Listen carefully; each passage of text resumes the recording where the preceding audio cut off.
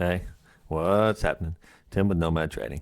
Thought I'd jump on here and do a little bit of a midday recap, show you a trade I just made, why I made it, kind of show you what's hot currently.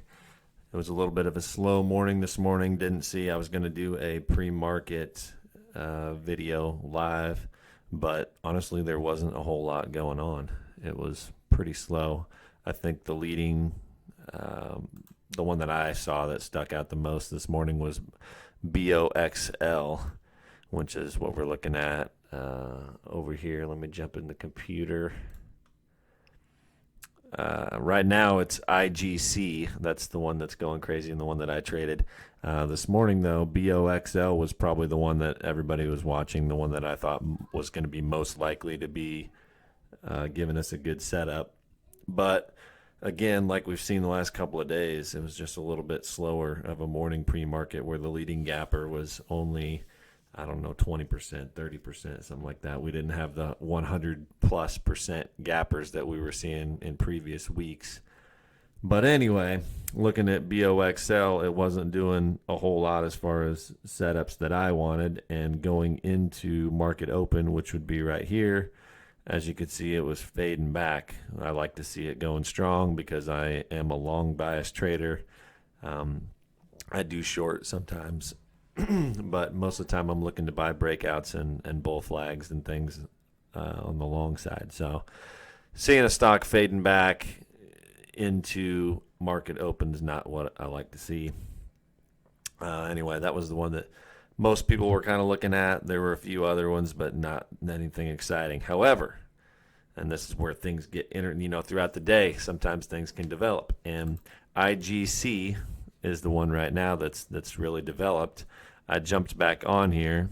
I had left the house, and when I got back, I just happened to jump on. And on my scanner over here, IGC was lighting the thing up, all these different alerts and things that I've got in my scanner popping up, and it was just IGC over and over. So I clicked over, put it on my big screen, and at this point, IGC was right. It was right around here, and I was seeing that, hey, okay, this is a stock that has been halted several times, so it's a low float, or it wouldn't be popping up on my scanner. So I know it's got a lower amount of shares outstanding, which is good, means it can move fast. And then I saw that it had been halted several times. I wouldn't have been playing it up here, like I say in a lot of my videos with these stocks that get halted multiple times. After the first few times, I'm not trying to get in it because I don't want to be stuck in a halt going down and end up losing a bunch of money. It's just not really playing it safe, in my opinion. After the first couple halts, it gets pretty dicey. But anyway, seeing that it had been halted this morning was good as far as what it was looking like this afternoon, because that means that it had the potential to rocket up, and then it had got some eyes on it, and volume had came in, and then it stayed above VWAP, which I like to see. It had come up here and kind of tested this same level where it got halted this morning. Tested that again. It did fail, but it stayed above VWAP and then ended up curling back. And then we saw this nice big green candle right here. So I took my trade. I believe I was looking for the breakout, looking for, it's almost kind of an ABCD pattern if you look at it like that. Or you could just call it a breakout past resistance, whatever you want to call it. But I was looking for it to break out past this resistance here. If it could curl back up and test these levels and then get some volume and break past that, that's when I was looking to buy. And I did buy, anticipating that. I bought around $1.80. Let me see right here. Bought 500 shares, at an average price of $1.81.5. So I bought it right there on that first big candle with the volume coming in, the big green volume down here, first big green candle, looking to break that. And then I set my stop in there just in case it came back down. It would have stopped me out. But it did not. It went up and consolidated nicely up here in the 190s, and then ended up shooting up again. I was still holding it into this first halt, and that's what I was looking for. I was hoping that it would get halted again just like it did this morning, and I was looking to get out of it as soon as the halt played out. As soon as the 5 minutes was up and it got unhalted, that's when I'm looking to get out. And as you can see, I got out at 229, so almost exactly topped it out of the halt. Was pretty excited about that. You know, it's not every time that you time it like that. Of course, then it ended up climbing back a little higher, and then ultimately coming down and getting halted on the way down. And this is just like I talked about, you know, over here where the first halt, you know, I'm good with that. It's coming up. It's got momentum. It's got strength, breaking out. I'm good with the first halt, but I am looking to get out pretty quick after the halt. You know, I'm ready at the 5 minute mark with my hand on the sell button to see what happens. And if it starts going south on me, I'm getting out before it gets halted on the way down.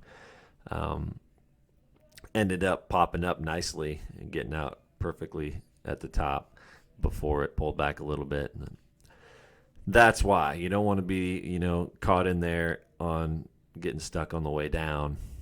And before you know it, you're losing a ton of money. Been there, done that too many times, learned the lesson. Now I don't play with the fire after the first couple of halts. I'm usually watching it. Sometimes that means you're standing back and you're watching the stock go without you, dollars and dollars higher. There's times where I see stocks go way higher after the first few halts and get halted 15, 20 times in a day. And then you kind of get FOMO. But at the same time, to me anyway, over time I've learned to play things more safe. I'd rather not take big losses. I'd rather take small gains and get out than I would take a big loss. So anyway, pretty excited about that. It was I only bought 500 shares because this is my E-Trade, my small E-Trade account. But you know, $240 roughly on, and 50 cents. Almost 50 cents a share gain. I don't know why I'm losing my train of thought there. Almost 50 cents a share gain, and $240 on only 500 shares. That's something that is pretty exciting because there's a lot of you that watch my videos that have small accounts and ask questions and talk about, you know, having smaller accounts, and that right there will show you, you know, 500 shares at less than $2. So you're talking about $1,000 to make $240 roughly. That's pretty dang good. 24% in a day on your money. Not very many people can make that or say that they make that. So that's pretty awesome. As far as the rest of the day goes, it kind of has played out. It's on its way back down. Now it's going to be a lot of watching before I would see anything that I like.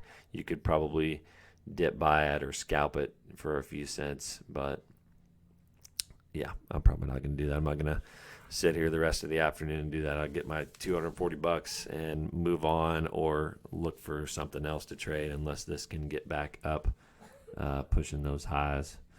I'm probably not going to look to scalp it, but anyway, pretty excited about that. If you got a small account, then just know that, you know, that is possible, very possible, with $1,000 to make $240, and you do that a couple times a week, and you'd be making more than most people make in their full-time job. Is that going to happen?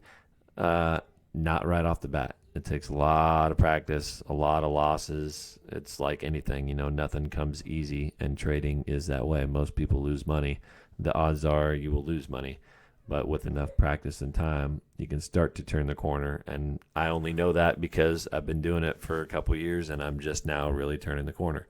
It's all about finding your setups and only, you know, being very selective and trading scared. Only trading when you see your setups, getting out when something doesn't feel right, watching the level 2, having a plan. Oh, something else I might mention with IGC. How did I know I wanted to get out after the first halt also? And that goes back to, if you look at the 100 days, we got this giant green candle with nothing but blue sky, as I like to say, up above it. That's what you want when you're going long. It's up 200% as of now, but it's nothing but blue sky above it. So then what I do is I look farther and farther back until I find what could be a possible level of resistance. All resistance really is enough people seeing a level and then looking to get out at that level. That's really all resistance is. It's not nothing complicated about it. You get let's see what this thing is traded today. 200 million shares traded. You get enough eyes on it, enough people looking, and they're going to look back here and they're going to see, like right here, this candle, for instance, the high of it was 244. So the last time that the stock got up to those levels, it capped out at 244. And then if we look at these levels back here, you're going to find quite a few days where right in that 240 to 250 area was where the stock found its top. So that's why, I look back to these levels. Is that really in play in a big way? Not so much getting up to those levels, but then as you get up 200%, you're just kind of looking for any level where people might be looking to get out, where shorts might be looking to get in, levels that could become resistance. So I had looked back here and saw in the 240 area, it looked like it would be finding some resistance possibly. So I knew that I wanted to play it safe and wanted to get out before then. So as it came out of that first halt and shot up and was getting close to 230, I knew, hey, I don't need to get greedy. I've held this thing for 50 cents a share gain. That's good enough for me. I'm going to get out before it hits that resistance and drops back. And sure enough, it hit a high of 239, it looks like. So just below that 240 area before it started coming back down. So there is a method to the madness. It may seem, if you're just starting out, like, how does anybody know where it's going to stop? How does anybody, well, you never really know. You just kind of play the odds. And if you look back over time, history becomes the best predictor of reality now and the future. So look back and see what the stock's done in the past, and that will help you get an idea of where people might be looking to get out in today's market or in the future. Anyway, if you like this video, make sure you give me a thumbs up. Subscribe if you haven't already. We did pass 1,000 subscribers. I've been trying to think about a cool video to make or something to do to celebrate that, because that was my first goal, was to hit 1,000 subs and get my 4,000 watch hours so I could be eligible to be monetized. And I finally met that goal. I was really super excited to finally meet that goal and get now have to apply and get approved by YouTube to be monetizable before I can make my first actual dollar. But I've hit the goal of whatever you call it, what's required, the requirements in order to be monetizable. I have hit that. So it's pretty awesome. Thank you guys so much for the support. It's only you guys that made that possible. Thank you so much. If you got anything, questions or anything to comment, do it below and let me know. Things I can work on, things that you'd like to see in future videos. And like I said, I appreciate the support. Thank you so much for watching. Peace out. Guys, thanks for stopping by. If you like what you see, make sure you hit the little thumbs up. Make sure you hit the red subscribe button, notifications on, the little bell thingy that makes you get my notifications that my video has popped up if I make a new one. Thanks for the love. Thanks for the support. Thanks for the comments. Let me know what I can do to help. Check out my other videos if you get a chance and you haven't seen them. Until next time, thanks for hanging out. Thanks for coming into the Nomad Treehouse, spending time with me, talking trading, talking about what we can do to make our millions together. I appreciate you stopping by. Let's take the next step together. Let trading set you free. As always, peace.